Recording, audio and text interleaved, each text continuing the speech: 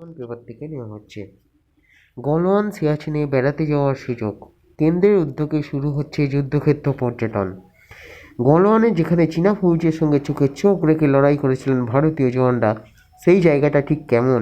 বিশ্বের উচ্চতম যুদ্ধক্ষেত্রে সিয়াচেনে কতটা রুক্ষ আবহাওয়া পাহারা দেন সেনা জওয়ানরা? এতদিন ইচ্ছা থাকলেও নিরাপত্তাজনিত কারণে এই সব জায়গায় যাওয়া সাধারণ ভারতীয় নাগরিকদের পক্ষে সম্ভব ছিল না। কিন্তু সেই ছবিটাই এবার পাল্টাতে চলেছে। নেপথ্যে প্রতিরক্ষা মন্ত্রকের নতুন উদ্যোগ। কার্গিল সহ বিভিন্ন রণাঙ্গনে অসামান্য বীরত্বের স্বাক্ষর রেখেছে ভারতীয় সেনা। সেই সব স্থানকে নিয়ে ভারত রণভূমি দর্শন শুরু করেছে। প্রতিরক্ষা মন্ত্রক উদ্দেশ্য বিখ্যাত যুদ্ধক্ষেত্রগুলি পর্যটন স্থল হিসেবে গড়ে তোলা। পর্যটন মন্ত্রকের সঙ্গে যৌথভাবে লাদাখের গলওয়ান, সিয়াচেন, সিকিমের নাথুলা, অরুণাচল প্রদেশের কিবুথু সহ আরও 75টি জায়গাকে এই যুদ্ধক্ষেত্রের পর্যটনের আওতায় নিয়ে আসা হচ্ছে। রাজস্থানের লঙ্গেওয়ালার মতো কয়েকটি স্থান ইতিমধ্যেই পর্যটকদের মধ্যে জনপ্রিয়। 15ই জানুয়ারি ছিল সেনা দিবস।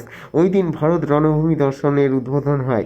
প্রতিরক্ষা মন্ত্রক সূত্রে খবর, নতুন উদ্যোগের ফলে সীমান্ত এলাকার পর্যটনের উন্নতির পাশাপাশি ভারতীয় সেনার ইতিহাস নিয়ে সচেতনতা ও দেশাত্মবোধ আরও বৃদ্ধি পাবে।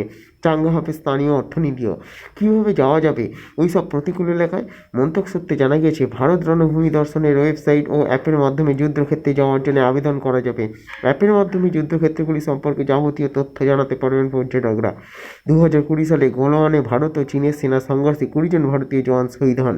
মৃত্যু হয়েছে 35 থেকে 45 জন চীনা সেনারাও। তার আগে 2017 সালে ডোকলাতেও পরিকাঠামো তৈরি নিয়ে অচলাবস্থা তৈরি হয়েছিল। এখন গলওয়ান বা ডোকলার পরিস্থিতি কী, তা নিজের চোখেই দেখতে পাবেন পর্যটকরা। একইভাবে 12,000 ফুট উচ্চতায় সিয়াচেনের বেস ক্যাম্প থেকে 15,000 ফুট পর্যটকদের যাওয়ার অনুমতি দেওয়া হচ্ছে। তবে সব ক্ষেত্রেই নিরাপদ দূরত্ব পর্যন্তই যাওয়া যাবে। সেনা সূত্রে খবর, সীমান্ত এলাকায় এখন রাস্তা সহ বিভিন্ন পরিকাঠামো ব্যাপক উন্নতি হয়েছে, তাই পর্যটকদের নিরাপদে যাতায়াতের কোনো সমস্যা হবে না।